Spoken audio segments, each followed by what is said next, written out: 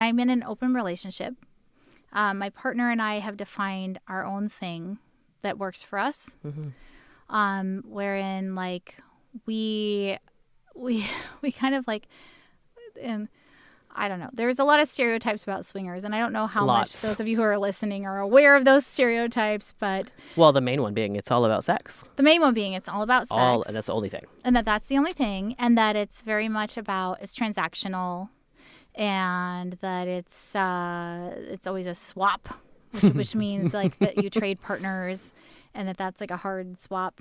But really for me, I feel like we fuck other people, but we don't date other people. And so that's why I sort of identify a little bit more swinger and not as much polyam.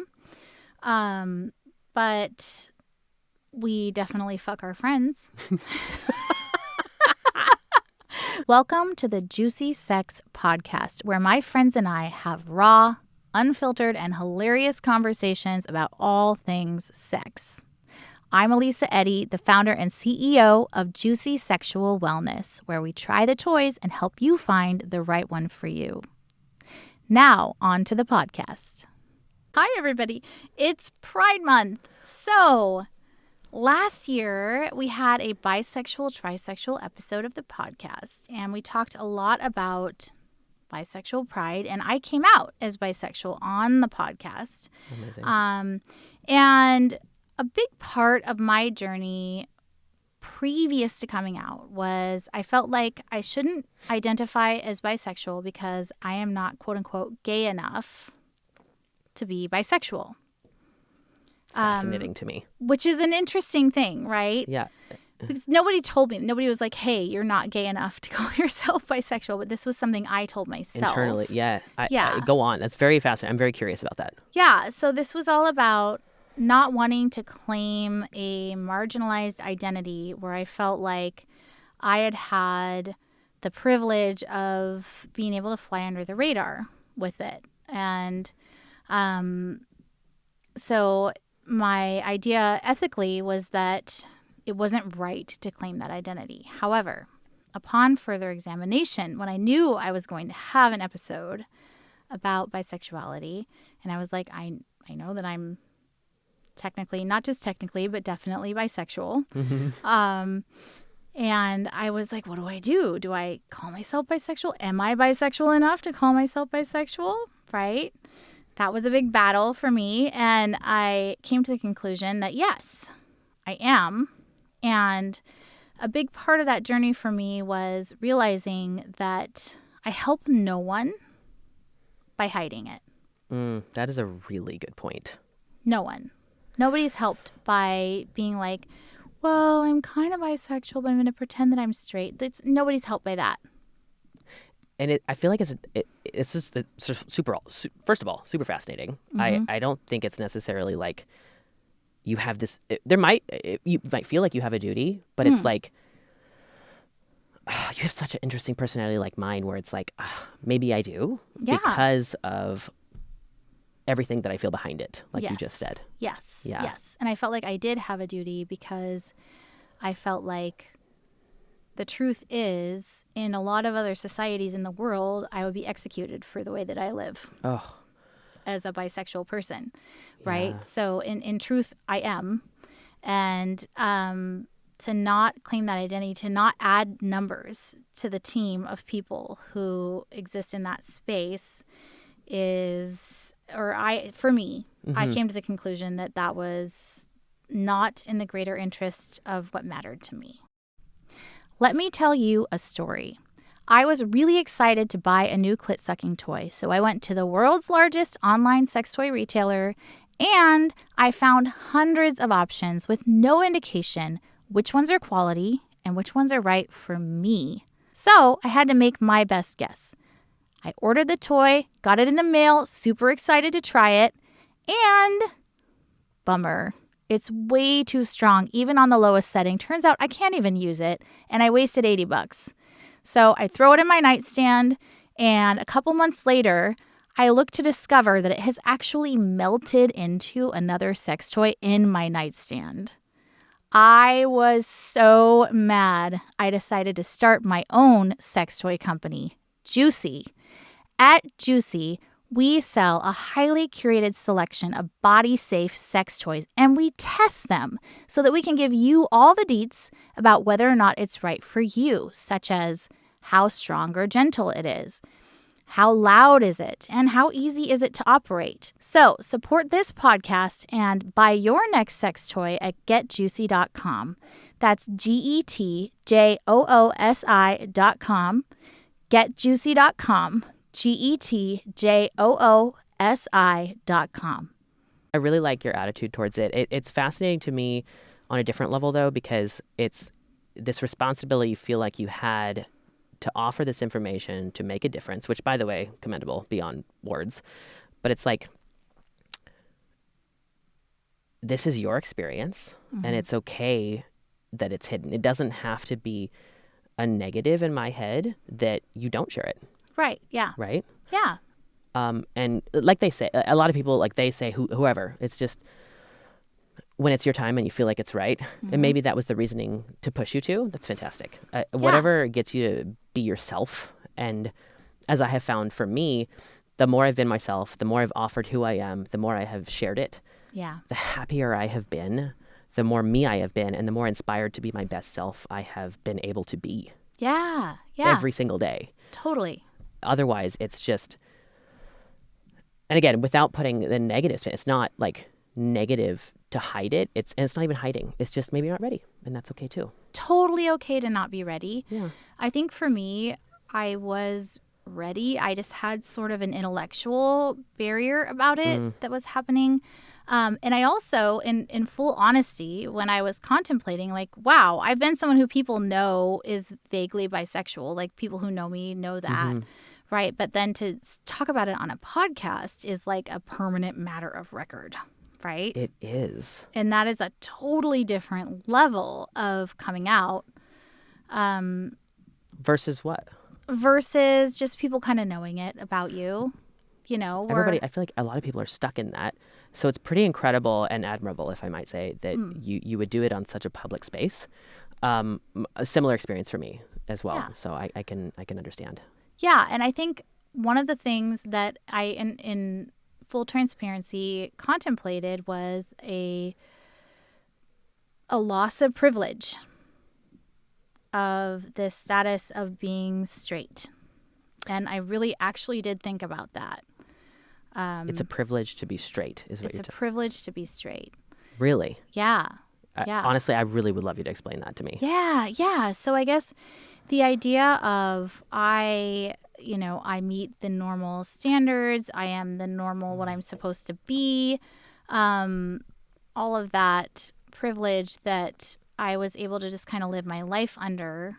However, it's not how I actually lived my life sexually, but it was how I lived my life socially. Right? Yeah. That I realized, oh, I'm taking a bit of a risk here. Like, there are people that are going to feel differently about me because of this. There are friends I've had since high school that are going to feel differently about me because of this. If my family hears this, they're definitely going to feel differently about me. But I have a feeling you knew all those were going to occur, and yet you still took the time to do it. And I feel like it's pretty incredible. When people take that moment, they think about all those same things, right? And to consider yourself privileged to have hidden it is, I think, I don't know if it's necessary, because we all have that. We all experience, everybody gets the ability to hide who they are because they don't say it. So to say it's privilege, I think, is a far more common experience than I think you think. Yeah. It's, even it's a guilt in different ways, for sure, for different people, but it's like, seeing it that way is a fascinating experience that I guess I can relate to, actually. Yeah. But all people, right? You don't know till you know, until you release that information. Yeah. And to see it as privilege to be able to hide it is interesting to me.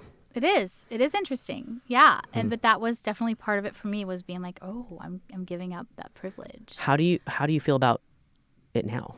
Completely fine. I know, right? Totally good. Yeah. Fascinating. Like, I immediately was like, oh, well, that's like...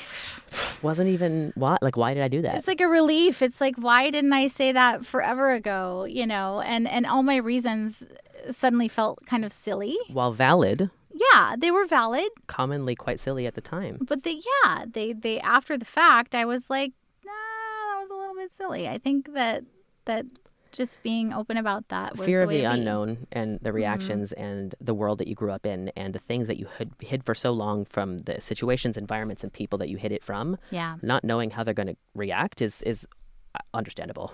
Totally. Well, and I grew up in a super duper religious environment, Yeah. Baptist.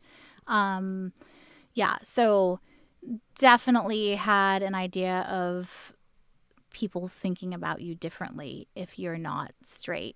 That Yeah. even though that no longer matched my values at all, it was inside of me as this like relic, Oh my gosh. you know? But how cool is it that you had that realization and the ability to, and the bravery to actually just make the change and to anyway? just be like, fuck it, I'm not going with the relic. Fudge Yeah. it. Fuck it. Yeah. Sorry.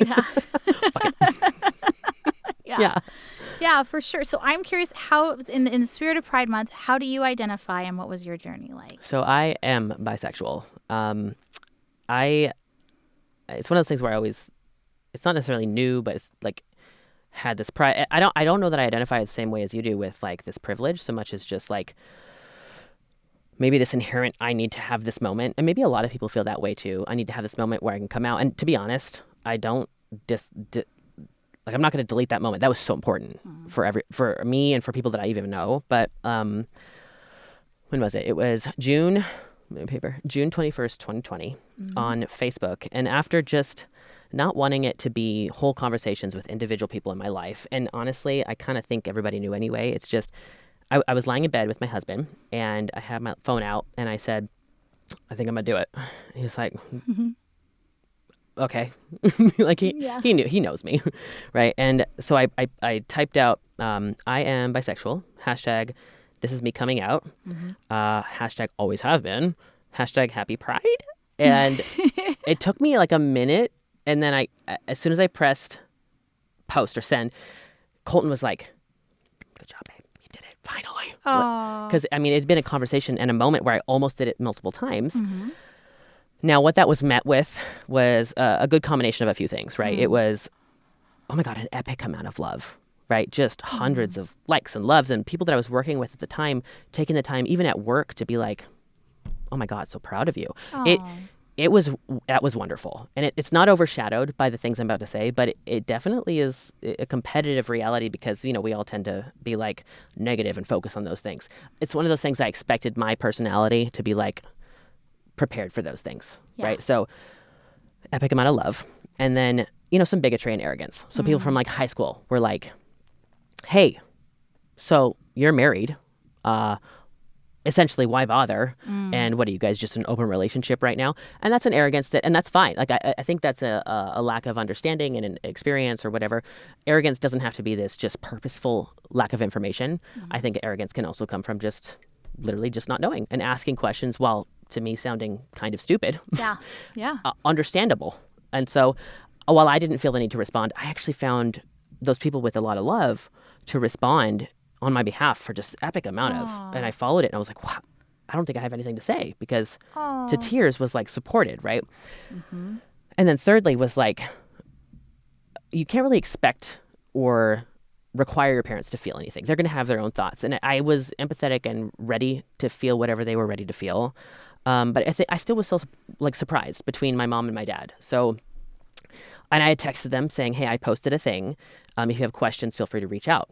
And my dad, on a conversation, he's the first one to call, was like, does it affect your marriage? Because again, I'm married to my husband. And I was like, no, it actually adds to, right? It makes me more me. And he was like, okay, then I love you. Oh my God, like, well, almost had a tear there. It made me so comfortable with who I was. And then I actually didn't hear from my mom all day. And I love her to death. We moved on past this, but I'm sure she can understand this experience, which was, she had said, didn't respond all day. And I followed up. I was like, is it like, hello kind of thing? She said, you know, I don't really understand the pomp and circumstance. Of course, I already knew that. And I wish you said nothing, because she's embarrassed. Yeah. That was really hard. That's really hard. It lasted years where we had this disdain in our relationship. It's not a difference in respect. and how she saw the world. While today, I will say, just to kind of like quick close that, 3 years later, she had been like, you know what, I actually understand. It was a whole conversation we had on the phone, to tears, both of us. It was an amazing conversation where she had said, you know, I now understand that love and acceptance, they have to go together in order to be reality. Truth. And it, oh my God, what a moment. But in between and before then, it was really tough. It was pretty tough. You can see the variance in my experience just from doing it. It's still, at the end of the day, like I said, for you, I'm sure it felt amazing to do. This Atlas off my shoulders. Yeah, for sure. And I felt like I was finally like I was finally being honest about what team I'm on, like, which everyone, the thing is, I've always been super like pro gay rights, pro LGBTQ. So there's never a question about that in the first place. But like, here's also why I'm on that team. Here's one of the reasons. Can you appreciate the honesty of what you just said, is that we just didn't pick a team anyway? Yeah, right? Why should we? Why should we? We don't have to. No. Yeah. Oh, my God, that was funny. Yeah, but I think just being really clear, like, this isn't just something that I support from afar. This is something that I live, and I support it both up close in my own life and from afar in all the ways that I can. Yeah, it's an incredible experience to finally feel like yourself and then suddenly feel less to others. So even after all the trauma and whatever, it's nice to finally have people see it that are the most important to you and just not question it. Yeah. It takes time to get there too, for a lot. It does. And I think it's just, for me, the timing and everything for me, it was a great thing to do. It turned out, it felt very good right away. I felt like, why didn't I do this sooner? But also, it happened when it was supposed to. It did, exactly. I'm so proud of you. Thank you. That's pretty incredible that you did it in the channel that you did. So good job. Thank you. Yeah. And honestly, I didn't even realize until I was about to do that episode that I wasn't out. Oh my gosh, interesting. I didn't because even you were realize so yourself. Because I was just like, I'm just me. Yeah. I'm just Alisa, being Alisa out in the world. And I was like, oh, but there's a label that does sort of belong to you that you have eschewed. And I was like, oh, we have something to think about. But it's cool that you kind of had that realization and you were already so far past it that you're like, here's the thing. Yeah. Wow. Yeah. It was a good experience for me. That's good. And, you know. Different for everybody. Different for everybody. I'm sure there's a combination of both our worlds that occurred for most people. I've seen videos, the whole thing, and it's just, do it when you feel is right? And it's okay if you don't. I don't think hiding it is a problem, and it's not hiding. You're right. It's not. It's not even about being ready. It's just like, why, if you don't want to, do it if you want to. And about what feels right to you. Yeah, so I think like it might feel right to you to not say something, and it might feel right to you to say something. And like that sense of like connecting to your own inner righteousness about like what is right for you at that time matters. And because we live in a world where like there's still different like acceptances and generations that accept different ways. For example, I didn't tell my grandma, right? It wasn't something I actively needed to share. And that's just, I think, an intelligent move, emotionally intelligent understanding of what should and should, without changing the relationship you have. It didn't add value, right? Yes. And I still got to still be myself. Yeah, absolutely. Yep. I think that there's like, what is the positive impact and doing all that math for yourself. Everybody's situation is different. I'm not good at math, but I'm good at that math. Yeah, for sure. So I'm curious, like, how do you choose to celebrate Pride? Yeah, so different ways. Over the years, I working in like corporate America, many different consulting firms and IT businesses, whatever, I have taken pretty great pride in establishing a number of the affinity groups and ERGs or employee resource groups, like the Pride group, the LGBTQ plus ally group, the other things aside, like women's groups, the book club group, the philanthropy or fun, whatever. And with it came this privilege and ability to find myself, especially with Pride, organizing a collection of different community or social events, educational or like advocacy opportunities for people, whether they're just allies or not even involved, or people that are actually in the community. And then volunteering, fundraising, whatever, anything that essentially raised awareness and invited people to join at the comfort that they are interested in, regardless of who they are.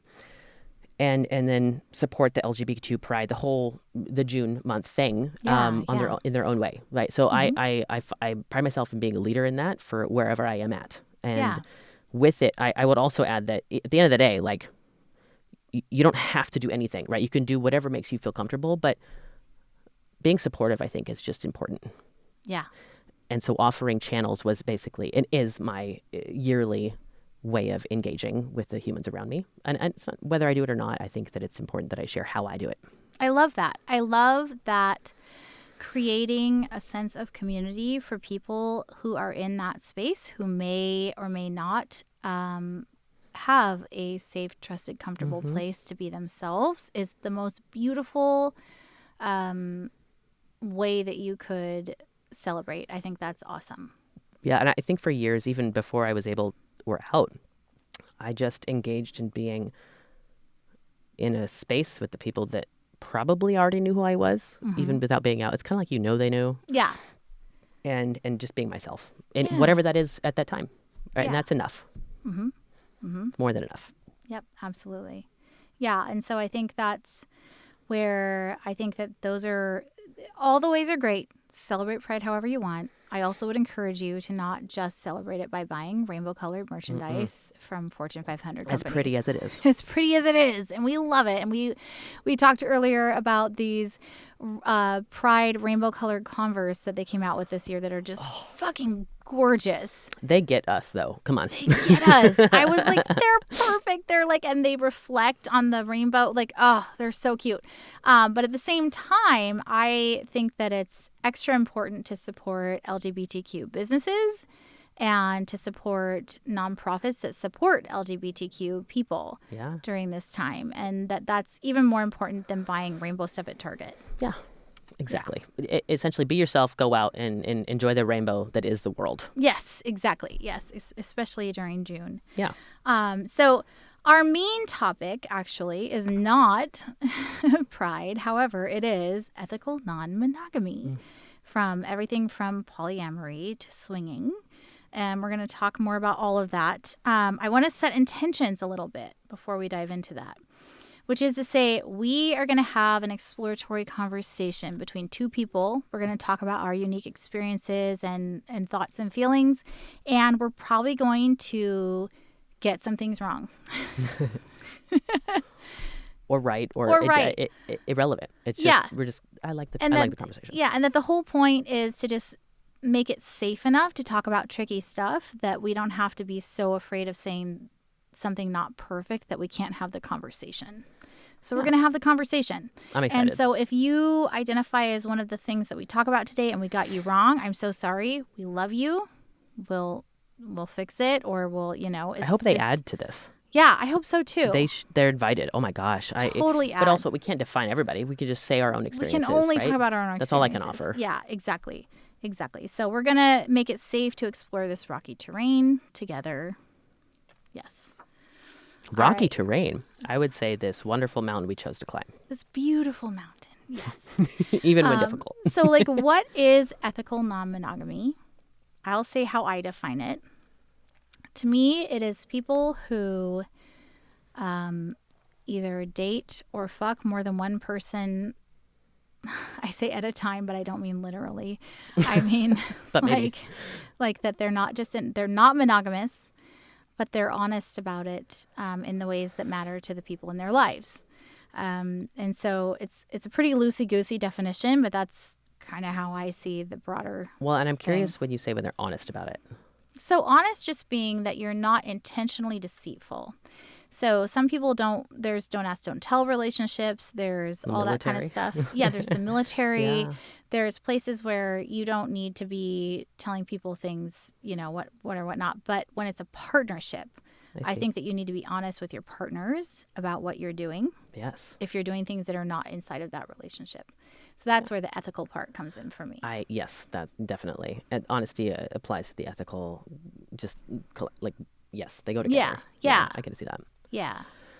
Well, I guess when it comes to me, I kind of see it as this, E&M is just such an umbrella term to a possibility of different definitions, which I'm sure if you've been any part of any version of it, it's just like, it's hard to relate, even in research. Like, what am I? What is this? Let's say you're polyamorous. Like, everybody define it, even with each piece or spread of it, differently, right? So it's representing a number of ways a person essentially could engage with other people, either sexually, emotionally, or extended, right? For me, it's this interest and application in having a big heart. So, and I've always explained how I feel, and I'm sure there's more to this that we can get into, but I have a big heart, and it's not necessarily been to my benefit, and a lot of love to give, right? Yeah. And like, I love people probably faster than they are comfortable saying it to me. It doesn't work. I don't need you to say it back. That's just who I am. And I would say that it takes a combination of like practice, right? Doing the things, going through the motions. Yes. And when I say pain, it's not necessarily pain, it's lessons. Yes. Where you couldn't have known possibly beforehand that it hurt you until you do. But the interest in talking about it after and learning from it and still going. So that pain, which comes with persistence. So persisting past it, and then this panache, right? Still being yourself, being this interested whole human that you are, capable of loving so big and in your own way, exploring the people that you're with, whether you're in a partnership or even if you're doing it solo. Yeah. But E&M essentially is just, oh my gosh, I said it my way, probably a little stylish, in fact, but it's like everybody's so different still, you know? It is so true. I was saying earlier, it's like EDM, like whereas like there are as many categories of EDM as there are umbrella. Of E&M. Yeah, it's a huge umbrella thing.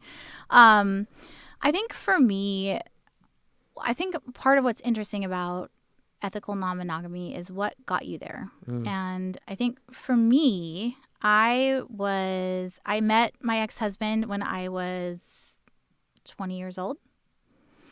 And we were married. We were together for like 5 years before we got married, and we were married for 10 years. And that was a long ass fucking relationship. And it was definitely not a sexual relationship for the end for a while. I can relate. Yeah. And I felt like my sexuality was being held hostage because the only person I was allowed to fuck was somebody I didn't want to. So you took one for the team on his behalf. Basically. That was how I felt. That's tough. It was tough. And when I left him, I was like, never again. Oh my, yeah. Absolutely never again. We're not doing that. Really pretty damaging for your confidence, every action you took after. Yeah, I mean, it was something where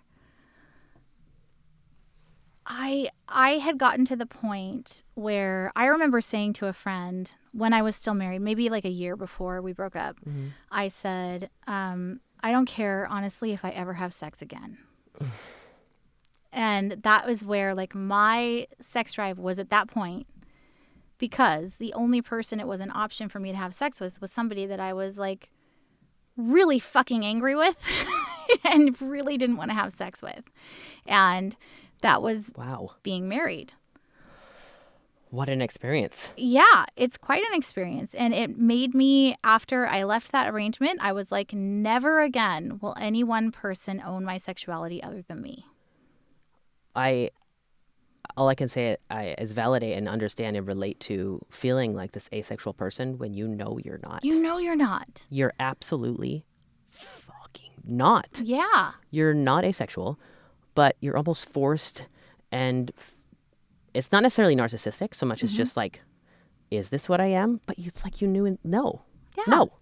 It was so weird to me because I'm like, this is not who I am. I don't understand. Why do I feel this way? But that was how I felt. And almost immediately upon severing that commitment. And how many years total was that one again? It was a total of like 13 or 14 years. Yeah. Almost immediately I was like, oh, I have a sex drive again. Oh. You know? Wow. Oh, wow. Yeah. I can so relate to that. Yeah. Yeah. Yep.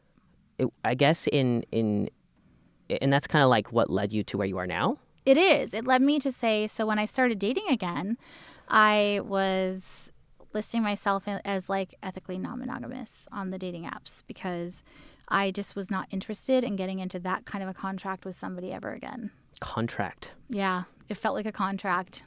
It Oh did. my gosh, what a good way to say that. Yeah, yeah. Yeah, it kind of did. Okay, so I can relate to you super hard. So near the end of my relationship, so I was with Colton for 10 years, and towards the last half of it, we were married for only a couple, and engaged for a couple as well.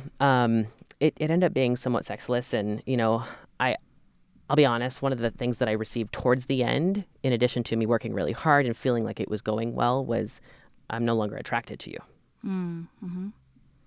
Well, I'm so attracted to him. So it's this loss of, I thought this is what I offer, this thought of who I am. So I can imagine the pain just similarly to the indifference that he had and the focus that I had. But again, so back to your original question, like what led to the E&M side, I will actually go back in time and say, you know what, it's actually a really good experience overall. I think it was highly educational. And E&M, honestly, and I don't know if you agree, it's not actually much of a term I ever used. Me either. I don't identify as E&M. I know. It's, again, like I said earlier, a kind of umbrella. Yeah. It really was more of an interest in, and not even interest, it was just like, let's go explore swinging. Right. He knew I was bisexual. I had came out pretty early, even before we even had any sort of sexual relationship. He knew what I was. And it's this emotional intelligence that we had, this connection that we had, that he knew not necessarily what I required, but he knew that would make me more me. Right. Yeah. Which I can appreciate and super adore in a person and a partner, seeing in their partner and in me, for example, for him. So really the start for me was this exploration in bisexuality in an open way, right? And being bisexual or being open in any fashion, while him being completely straight his whole life, was, I think I had a more just better understanding of what could be, whereas him being straight, a little bit more closed, while interested, less experienced just in an emotional intelligence way or a growth way that allowed him to just have that and be okay with it. Yeah. So interestingly, when he came to me randomly, I think about a year into our relationship, again, about 10 years together, he said, hey, I saw this Swinger 101 night at Club Sapphire in Tequila. And I was like, okay. And my interest was more like, wow, you're taking such an interest in who I am. And it's not about swinging. It's about relating and seeing and just being myself with other people. Right. Yeah. And people, again, the misconception I'm sure you can see is this, it's about sex. Right. It's not about sex. It's included. Yeah. It's a bonus, in fact. But it's about relating to people that see the world the way that you do. Yeah. Right? Not necessarily the exact same, but at least are intelligent enough to want to explore it together and be there for each other when it's either bad or good. So my exploration always had started with him, Colton. And people always ask me, like, oh, were you the one that asked? Like, no, Colton was interested. And I was like, hell yeah, let's do this. So we went to a Swinger 101 night.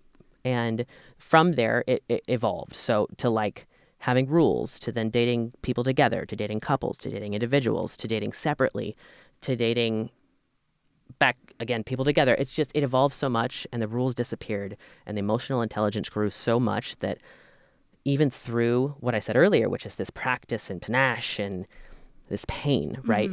You're so interested in keeping it going. Yeah. Right. And it felt so right. And I felt like, in fact, I always explain that first night where we went to Swinger 101. While I'm not a swinger, I don't identify that way, and we can get into that. It just felt like I was coming home. Yeah. Oh, that's so nice. Yeah. Oh, I love that. It did. Oh, that's so cool. To the people that were emotionally intelligent and capable enough to experience the world in the way, not the same, but interested in the same way of just being open and being okay if it's different from me. Yeah. That's where, labels can be helpful and they can be harmful. And misunderstood, in fact. Yeah. And they can cause us to really like pigeonhole ourselves when it doesn't make sense. I know that for me, I don't identify as polyamorous or swinger, but I'm closer to a swinger potentially in that I'm in an open relationship. My partner and I have defined our own thing that works for us, wherein like we kind of like, and I don't know. There's a lot of stereotypes about swingers, and I don't know how much those of you who are listening are aware of those stereotypes, but... Well, the main one being it's all about sex. The main one being it's all about sex. That's the only thing. And that's the only thing, and that it's very much about, it's transactional, and that it's always a swap, which means like that you trade partners, and that's like a hard swap. But really for me, I feel like we fuck other people, but we don't date other people. And so that's why I sort of identify a little bit more swinger and not as much polyam. But we definitely fuck our friends. We don't just like, it's not like something where, so a lot of swingers in the traditional sense, and I think it's probably just a generation before us, have rules where like if you swing with each other, you can't contact each other ever again after that. Oh gosh, that's interesting. Yeah, there's some interesting rules. There's a lot of rules about like that the men should never have anything to do with each other sexually and only the women should. And there's some... I think a lot of those stereotypes still exist as a general thought process and approach, but the reality tends to be a little different and a little bit more open, at least in today. I think people start there because they're scared. And that's just like, that's what it is. Yeah. And then they explore and realize, at least in my experience, similar, it's, I just love the connection and it doesn't have to be that simple. Yeah. We can dig deeper. It doesn't have to be. And like for us, we play with other people at parties and gatherings and we set our own rules literally day to day. Like, how do you feel about me hooking up with other people today? How do you feel about it? How do you feel about this person, that person, whatever? And that's how we operate. And it works really well for us because then we can adjust things based on our current security level as a couple or as individuals even, like if we have something going on. So that's how we personally operate.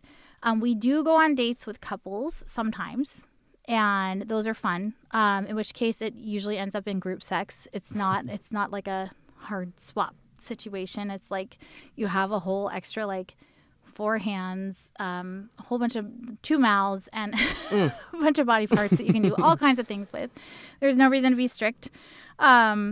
Just boundaries, right? Yeah, just whatever works for you. Yeah. And but so for everybody there. For everybody that's there.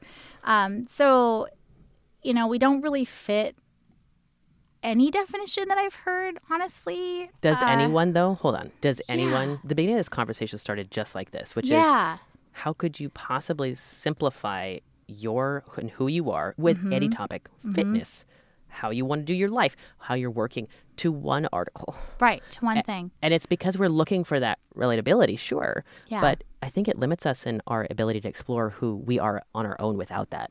It totally does. And I think it's like a huge relief when my partner and I are able to communicate with other people and be like, here's our deal.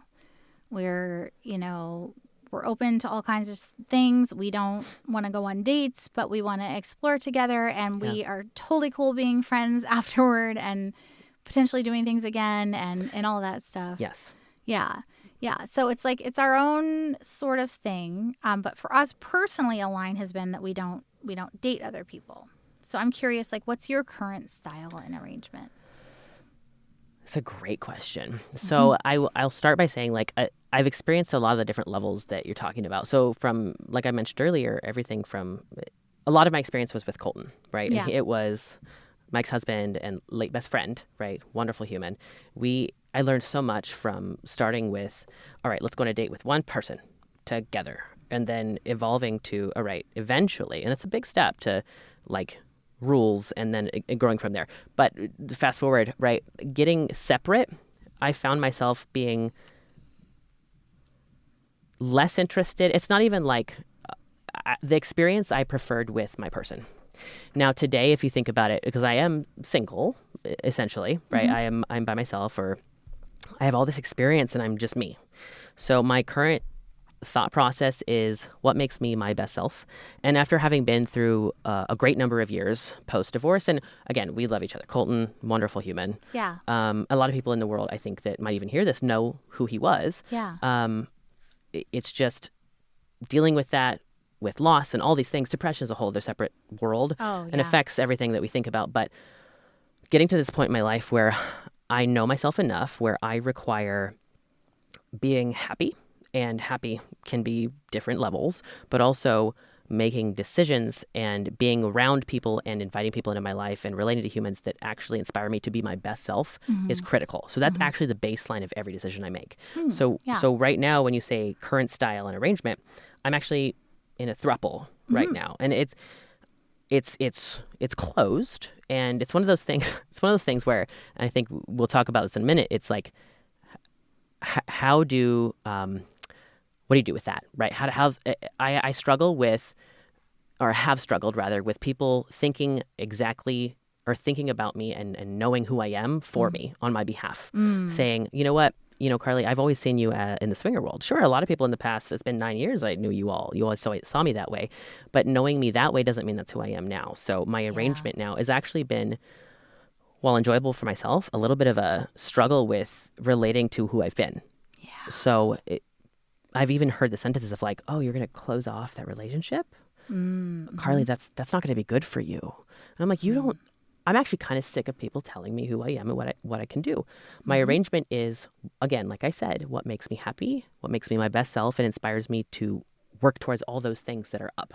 Yes. Right. I don't want to be depressed anymore. I'm sick of that. Yeah. I've been through so much, and it's hard for people to understand that. I think sometimes they might relate in their own way, and it's hard for people just initially from a surface level when they hear these things, get it. Especially when they know a Carlie that's been an open, kind of fun, checklist kind of gal. You know what? I 100% agree with you. And I think that there is a little bit of a toxic attitude in the ethical non-monogamy world that is open is always better, closed is toxic. There's this idea out there that is the case. And I can tell you there have been times when my relationship has been closed that I've been very happy that it was, and it was the right thing for us. And I think that it is really fucking hypocritical. Unbelievable. To be telling people that they shouldn't judge you for not being monogamous and then judging people who are monogamous. So here's the deal. First of all, fuck yeah. Right. Okay. Exactly. My experience when I say I'm so sick of it comes from multiple. So I dated a female for 11 months. And monogamously, to most people's minds, right? As soon as I started it, they're like, Carlie, you've always been swinger. You and Colton were always open. Why would you do that? You know what? Because this is what I'm going to fucking do. Yeah. And I feel so happy about it. And I'm in love and I want to do it. Ended up not even being that closed. We experienced things together. I'm all about, it's not about education. I do appreciate how on board she was with just exploring my friendship and loving me as I am. And people just thought, you know what, Carlie, you shouldn't do that because that's not you. You know what? You don't know who the fuck I am. I don't know at any day what I am. And I'm just going to go with, again, original point with what feels exactly what makes me happy and my best self. Granted, right, it's not about the monogamy part failing. It's about narcissism and that relationship not being appropriate for me, moving on. So again, end result to the previous question was like, I'm in a throuple and it's closed. And I still have today experienced people being like, Carlie, why are you doing that? I'm like, I'm sorry, last time we talked was 7 years ago? And it's not judgment, but it's odd to me for you to have such a strong opinion about who I am /was/am at any moment, for you to not understand that I'm happy right now. Look at me. Right. I'm experience something that makes me my best self.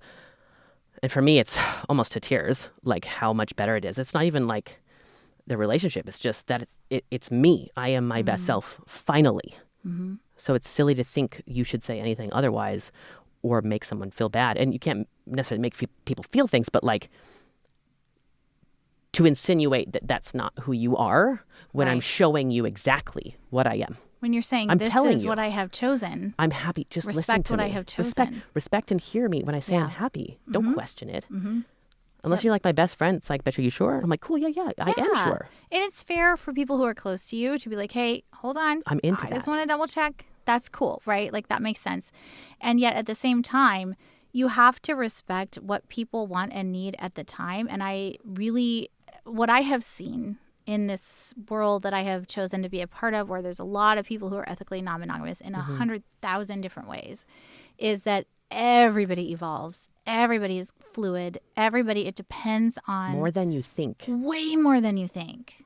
It depends on their situation and what's going on with them and what's going on with their partners and who their partners are and everything. And so I think there is a tendency to put non-monogamy on a pedestal like it's superior. This is where you are. That's Yeah. it. You can't have anything else now. You can't have anything That's it. else. Anything else is less than.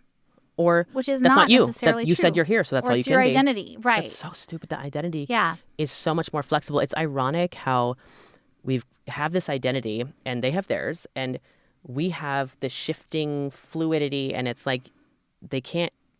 And as soon as we tell them something, nope, that's it. Yeah. Why? And also, there doesn't have to be a them. Just Yeah. you guys also fluid and all that. Like there's Right. no either side. People are just that way. Yeah. Yep. People are. And I think it's really important to, if you want people who are monogamous to respect people who are not, you have to also respect people who are monogamous when you are not. Like you Oh my just gosh, do. yes. You just do. It's the bottom fucking line is that we respect people's choices about their sex and their sexuality. And I think that's like hugely important. I feel like, so being that I'm not poly and that probably most of my friends are, I think, I feel like sometimes I feel judged, not because in my situation, not because my friends are judging me, but because I'm judging myself by what I think they're thinking or whatever. Projection. in Yeah, fact. total projection, total projection. But like really, I've thought about all this stuff a lot. And for me, I just simply think that people who are poly have different needs than I have at this time in my life. Interesting. Go on. Yeah. So I personally do not have the fucking bandwidth for more than one romantic partnership. I just don't have it. I don't have it. It's not how I roll. I tend to want to be in a life partner type thing where we are like each other's person and we prioritize each other like very heavily. And because of that, it's hard to imagine taking on another thing even close to that because it's a lot. And so I think for some people, their needs are more in terms of multiple romantic partners and that they feel a sense of abundance from that I don't. I feel drained. The idea of it drains me. And That's it may interesting. change at some other time in my life. May not. Yeah, it may not. Yeah. And like, I think one thing that I have heard some polyamorous people say is that being, and I'm not monogamous, obviously I'm in an open relationship, but that, So many terms. that being like not polyamorous is like expecting all your needs to be met by one person. And that's definitely not There's my only situation. two options, obviously. Right, exactly. That's that false dilemma. It's silly. Right, it's the Okay, false but dilemma. I can understand the worry because Yeah. it's the projection of the insecurity about that alone. Right. Exactly. But for me, I'm like, no, I have I have the most wonderful, robust group of friends, and I feel very lucky to have them in my life, and they support me emotionally in all these ways. And we also sometimes have sex, and so I don't feel like I'm asking for everything from anyone. But it's just an interesting line that for me and my partner, we figured out it just doesn't work for us to date other people. That honestly, okay. Yeah. So interesting. I go back to so you said polyam people have tended to say that their experience was what exactly? It was what was it? Expecting your needs to be met by one person. Yeah, What was that it? if you're not polyamorous, that you're expecting all of your needs to be met by one person. Well, I think that, and as we've discussed throughout this chat, that's such a absolute. That's not how everybody thinks. As someone who identifies not in a different, but not opposite, but a different, like I'm pretty polyamorous, and even then, I've still seen those type of polyam people that speak that way too, and that's okay. I don't. There's probably a million different versions, like polyam A, B, C, D, E, F, G, whatever. Oh, there pick a are. letter, Yeah, for right? sure. It's polyamory for me is your individual experience that allows you to feel at home yourself, like I said, your best self, and at the end of the day, relate to people in a way that you're the most comfortable with. So like when you're saying like sexuality, right? You said you're more swinger side, right? Yeah. I still think, just to speak to you and my experience in the past with that being a priority, and that's where I started, is it's still not necessarily about sex. It's about connection. Yeah. Relating and seeing each other for the intelligent, emotionally capable people that we are, right? And then with that comes this just spark, right? A lot of people, I mean, you don't lean into it when you're monogamous necessarily, but whether you're a couple, individual, or some sort of open individual, when you go into that world, you feel so seen and validated on a different level that you're like, you can lean in and you can connect and you can go to, a boat party. You can just have a potluck with them and their kids. You can just see each other. That is the most important part of polyamory to me, is relating and just being. Yeah. Just being. Yeah. Again, sex, even in both worlds, still being the last thing. If you look on the internet, swinger is just all about sex, or at least forward with it. It's still, I still just don't agree. I still can't agree with that. I think it's still about connection, feeling validated, and relating on a level that makes you feel like you're like yourself. Yeah, I think for me, the difference is, for me at this point in my life, I like, for sex, I have like a main partner who sex is very emotionally intimate with. And I really like, outside of that, for sex to be playful and for it to be play. It's a form of play. To me, it's adult play. And so I don't want or seek that intimacy level outside of my primary partnership. I see that. Yeah. And so I enjoy, it is connection. Like, I like connecting to people, but it's a very different spirit of connection. I can agree. I understand that. Yeah. So even with, and people can take this for what they want, right? When I got divorced, people were like, oh, it's because you were open. It has nothing to fucking do with that at all. Swear word necessary. Yeah. We just didn't make each other our best selves again. So in that spirit, when we had an experience having a girlfriend, having a couple, having our own boyfriend and our own girlfriends, whatever it might be, as long as it added to our relationship, it interested us in moving forward, right? That was a big piece of it. And I think I've shifted over the years with what I need. I will say, and I don't know if I mentioned this earlier, so I'm in a throuple. Yeah. And I love it, and it happens to be closed, right? So as with any status that I am in, there's some argument that that's not you, Carlie. Yeah. You know what? How could you possibly know it every day, right? It can change. Yeah. And I can appreciate that who I am, how I experience life in the daily life, and how I feel is better than even in the experiences I've had with past partners or individuals. So I've experienced both being with a partner and having each other to go play. And I do appreciate what you said, which is the play partners and having play. I honestly, there's a place for that. That's good fun. It doesn't take away from your interest in connection and building, and even just like having regular events with people that you just want to be around that make you feel good about yourself. Yeah. You can do that alone or with a partner. You can. And I think it can be, to me, the sense of sexual playfulness is like super central to my interest in any kind of sex outside of my primary relationship. Right. It just needs to be playful. It needs to be fun. It needs to be lighthearted. And then I'm like all into it. But if it feels too serious or whatever, then like for me, I'm like, oh. Yeah. And while sometimes you can kind of work through those, it's just learning. Yeah. Right? Learning moment. And also, a learning moment, and also just like, that's not what I want. And that's okay. And it's okay to not want that. It's pretty cool how long it takes to realize that too, though. Yeah. Yeah. The spirit in which, and the experiences you have to know that. Yeah.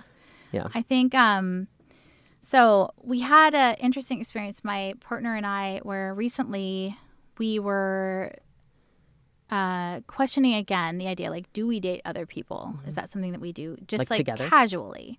No, like separately, Okay. just to like separately in a very casual sense to like have sex. Do we go on dates with other people? Which I would call a fuck date. Aggressive. That's what I call it. Just, but I thought about it a lot, and I was like, interesting. And for me, the real issue was it felt like opening up to a type of emotional intimacy that I personally and my partner personally only want to have with one person. And that it just sort of goes down that road. And I, once again, after questioning it and being like, is that something that we want to do? Do we want to do that? I don't know. It's time to question it, right? Was like, nope, I don't want to do that. I'm not interested in that. Yeah, that is so fascinating. There's nothing that really can compare in my experiences to being with such a very important partner and the love of my life, essentially, and experiencing something that made us so amazing together, that allowed us to experience people, know each other better, make those decisions. Like, this doesn't add, this is awkward. Exactly. Sometimes we lead into the awkward and just kind of have sex for fun. Like, it was a good time. And that's okay. And it doesn't make us more swinger. It's just, that's what we leaned into and made us kind of happy and playful that day. Playful, right? Yeah. And there's ones that were like, wow, this is more serious and we should talk about it. And it is awkward, but we still want to go through it. And polyamory, I think, is an experience going past that and working hard towards it. One of the words, my favorite words for anybody that really is in this world, is compersion, right? And if you're in this world, compersion is essentially like, you're turned on. It's not even sexual. It doesn't have to be sexual. You're interested, and there's this joy, excitement in seeing your partner be so happy. So I do appreciate that, just because this is a large part of my experience, Colton is involved in this, is I got to see a lot of that when we got to that level where we did date separately, the joy, and even the not so good experiences where he got to go date alone. It wasn't a good date. He got home to me and I was like, it's okay, babe. It's okay. I'm here. Yeah. Right. Yeah. So there's a joy in the pain and the joy that still adds to the relationship either way. Now, compersion, while still incredible, there's so much complication the further you go where you date separately, right? It's just I wasn't there, so I don't know. Right. Yeah. So I can understand why there's a disinterest in it as well. And at the end of the day, the best experiences are when you do it together. Yeah. Yeah. Yeah, I think for us, that's been like our litmus test, is always like, do we feel like whatever this experience is, whether it's something that's for just one of us, because we definitely will have sex with other people, just one of us or just the other person. Like, it's not, we don't always have to do that together. But our big thing is, does this like add to our connection or does this take away from our connection? Right. And that's kind of our litmus test at this point in time. Yeah. And I think what's interesting is I've more recently experienced this level in several years of doing this alone. And it's not like I've changed in my understanding and experiences that you can't take that away. It's how do I apply it to this single life, and how do I experience it, and how do I understand myself now? Yeah. And there's a lot to learn from it, and it comes with the people of being like, oh, that's still not you, Carlie. Again, I'm still sticking with that shit. But like, it's a very different experience, and I can appreciate it. Yeah. And also struggle with it at times. Right. Yeah. That's so interesting. And that's such a good point, is that navigating all of this in a couple versus navigating all of this more as a single unit is so different and so interesting. And just like. And I don't have an answer. I don't know. Yeah. I know, like I said earlier, what makes me happy, makes me feel like my best self, and inspires me to just be more me. Yes. And like I said, throuple, that happens to be what makes me feel my best right now. Yes. And I love it a lot. Awesome. That's so awesome. That's how I feel about my current arrangement, is like, we're so fluid about it and we check in about it a lot, and that this is what feels good and right. And it feels like it enhances our lives, and we're into it. So I'm curious, in fact, this kind of touches on what we were talking about, is like, is being polyamorous who you are as an identity, or is it what you've chosen as a circumstance? Or it could be both. Or it could be neither. That's a great question. I give myself the grace to rediscover versions of myself, right? And that losing myself and who I thought I was the first time, and that had nothing to do with necessarily the lifestyle, but so much as just like getting a back injury and being a great bodybuilder at the time. Yeah. Rediscovering who I was like, oh, you can do that and still be happy, right? You can also rediscover and still fail at the same time in my head. So to disappear, to come back, and still keep going, I think is the most important part, or at least it has been for me.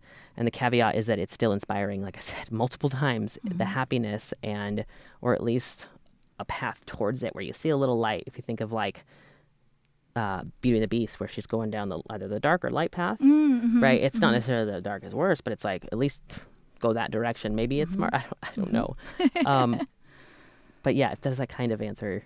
Yeah. Yeah, that makes sense. I think going toward what feels right for you and what aligns with you at the time. And I think the most important thing is like recognizing that it's going to shift over time. Yeah, and being okay with it is a whole other level of understanding that it takes time and probably multiple rediscoveries at the same time as losing yourself. And it's rough to feel like you've lost who you are.